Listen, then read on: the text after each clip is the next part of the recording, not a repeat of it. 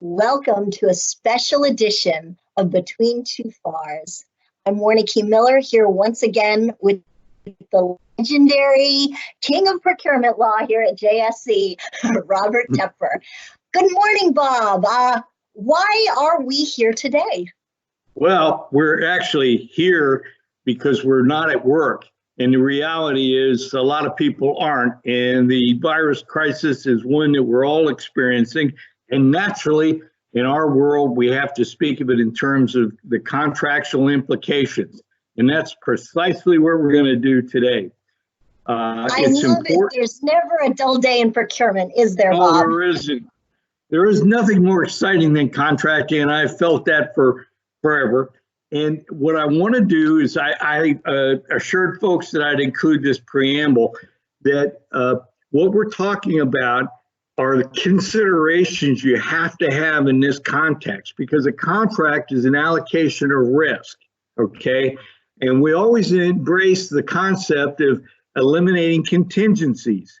Contingencies are events that a contractor might otherwise factor in there and have to increase their costs, because what if this happened, or what if that happened, or what happens if there's a virus that impacted the entire nation and delayed things, and would that contractor, would she be accountable, notwithstanding that crisis, to get things delivered, services provided in that context? So we're talking hypotheticals, and we're reminding our audience that every case is fact specific. And this is not policy that we're issuing here, or even telling you what to do in your specific situation, but sort of giving everybody options to consider and factors to think about when they start assessing the performance on their government contracts during this time of the coronavirus self-isolation, right? Absolutely, that's very well stated. We need to make certain that these are considerations that go into contract administration, and make the individual who's advising the contracting officer aware of these aspects so that they are factored into the contracting officer's decision.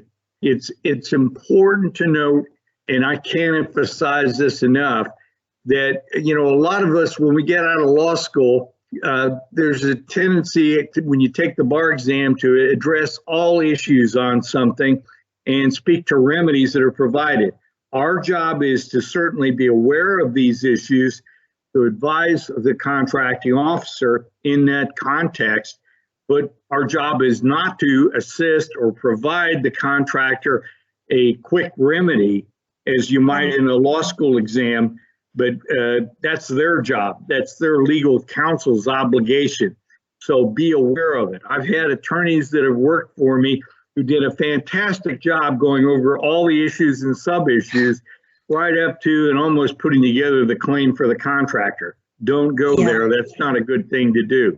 We are in a badgeless society, and we work in close partnership with our contractors, but you're right, as attorneys, it is not our job to advise. In fact, we are not allowed to be advising anybody other than our contracting officers. And the contracting officers otherwise understand that they are representing the interests of the government and not helping contractors build claims against the government. Is that absolutely fair to say? Yeah, I mean, it's clearly an ethical consideration as to who the client is the United States.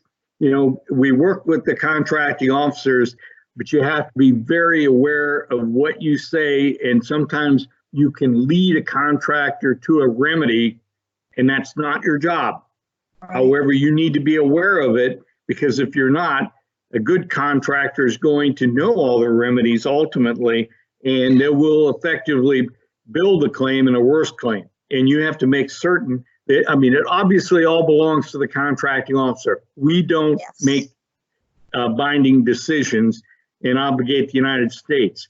But realistically, a lot of contracting officers listen to what we have to say and may parrot back some of it if they think it's appropriate. And we don't want to lead them down the wrong path. Well, should we jump into it? Let's talk about the prime FAR clause that we're looking at. Would you like to sort of walk everybody through that? Oh, I would love to, yeah. All right, well, let's go ahead and take a look at loving life and federal contracts. Today we're talking about excusable delays. Okay, and I'm going to emphasize and read portions of this. Except for defaults of subcontractors in each year, the contractor shall not be in default because of any failure to perform this contract under its terms if the failure arises from causes beyond the control and without the fault or negligence of the contractor. Think about it. That's where we are right now. Contractor can't get the materials, can't get the personnel, or maybe even the government or the sovereign is forbidding them to do something.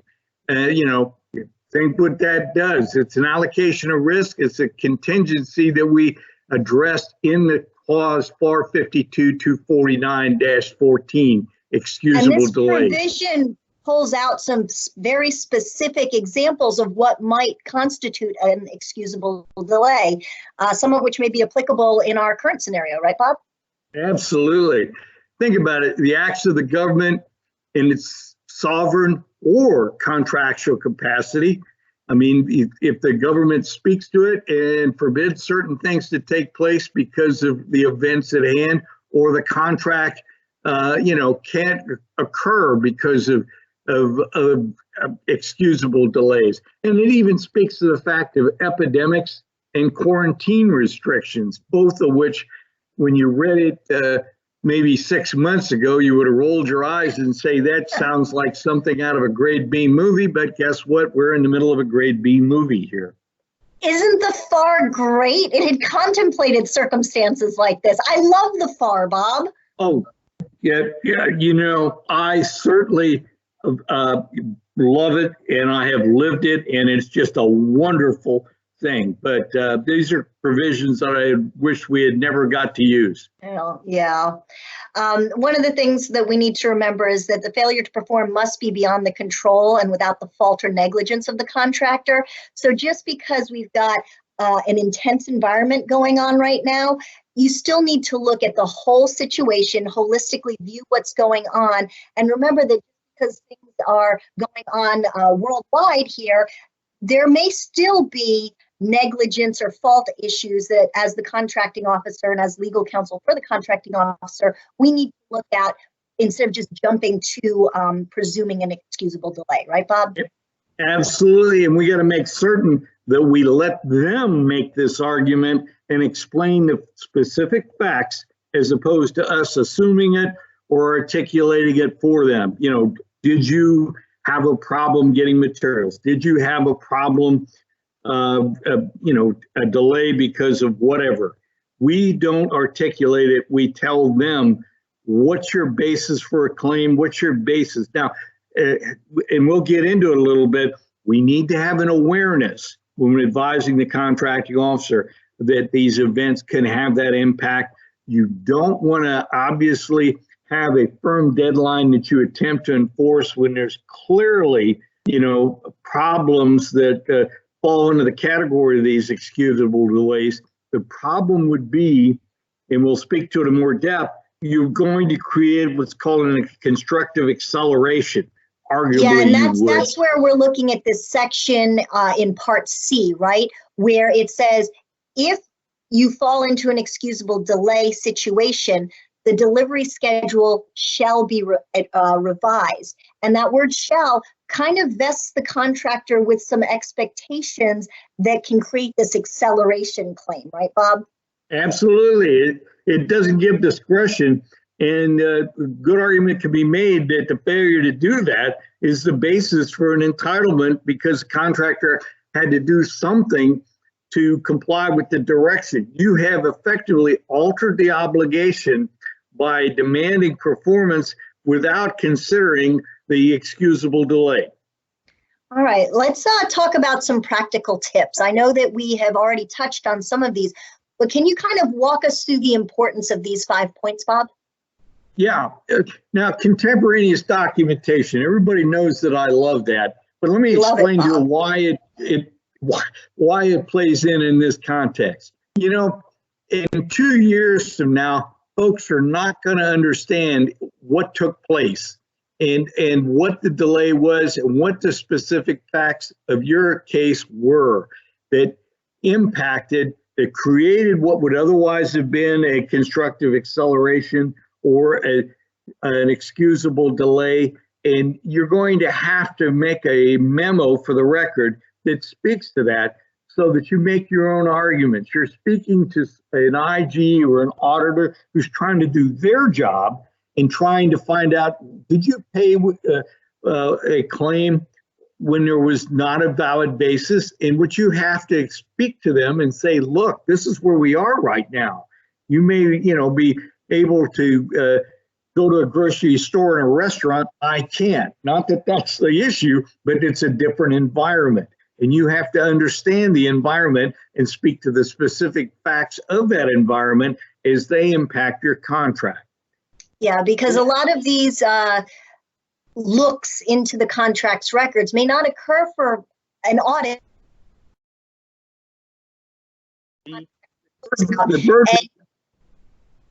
Yeah, you may not remember all the details that happened, or you may not be the contracting officer or the attorney handling it at contract closeout. So it's very important for your coworkers and for the future people working on this that we keep good records now. I think that's an excellent point. I never thought about it, but contracting officers get moved around, and you need to school your contracting officer, make them sufficiently paranoid to understand that they need to tell their story now, because their successor, she may not understand or realize the impact that particular fact had on her contract. Can you talk a little bit about the contractor's burden to explain that this really is based on excusable delay and not negligence?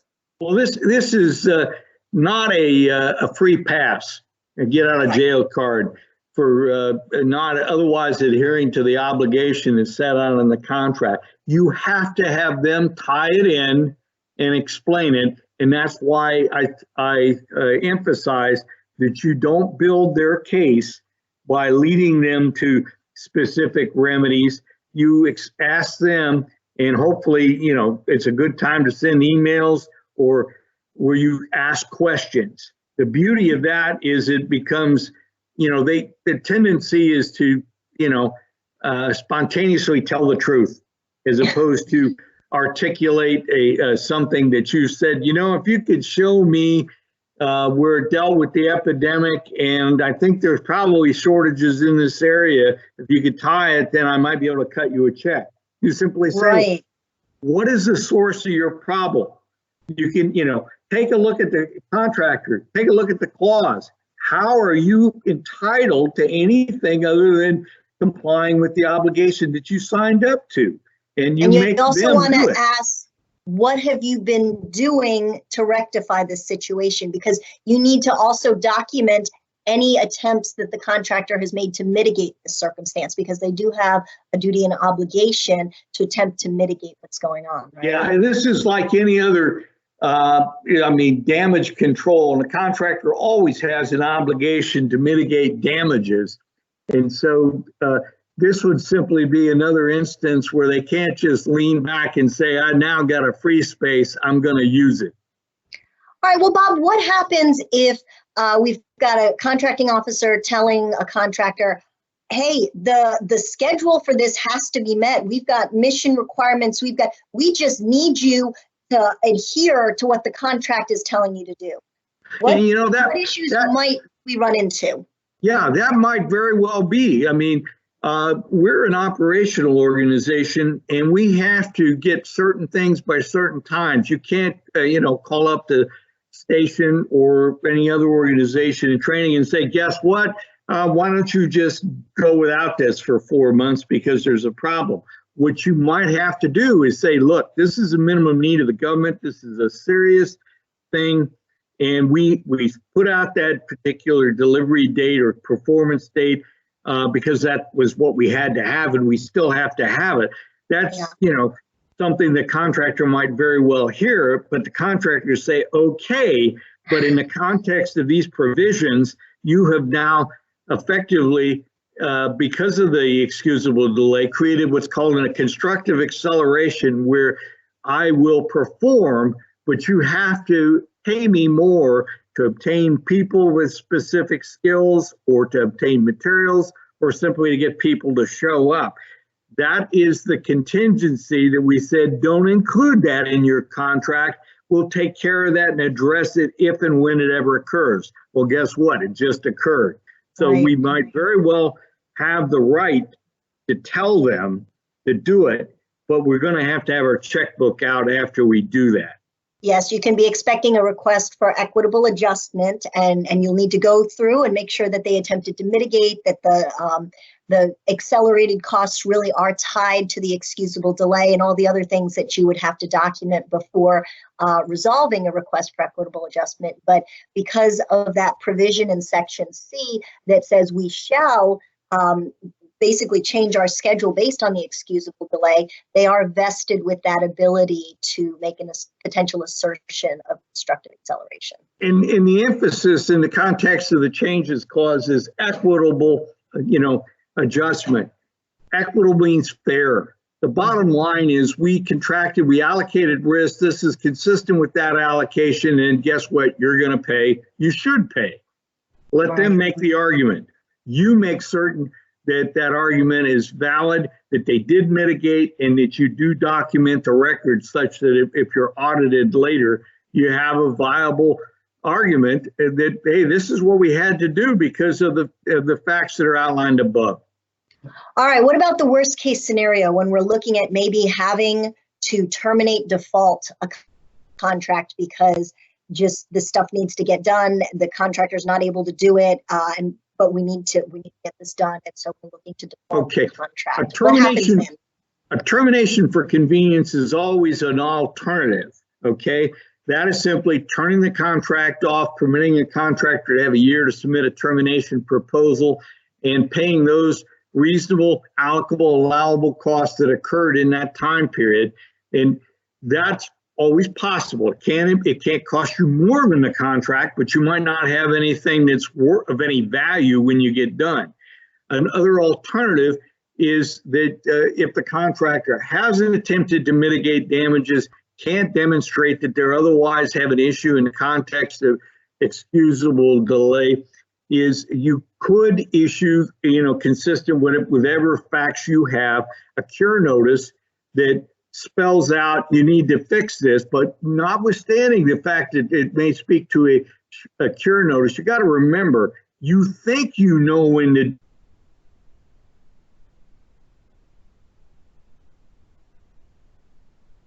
do permitting prematurely. You could have an issue of a default, what you thought was a default, turning into a convenience termination, and that's no fun. The safest thing to do is to go forward and issue a show cause at some point. And that sort of establishes a baseline between you and the contractor about the amount of delay and costs that the contractor can establish, correct? Absolutely. What it does is it's a contemporaneous document which the contractor brings forward their story, and it looks very, very real. It looks disingenuous later for the contractor to come back and make some kind of an argument, whatever. It smacks of they got an attorney and this has been fabricated and not real. If they, if they respond to a show cause and they have a listing of, of excuses which aren't viable in the context of the clause, you've got a lot better argument later to the judge, where you say, you know what, none of these satisfy the provision.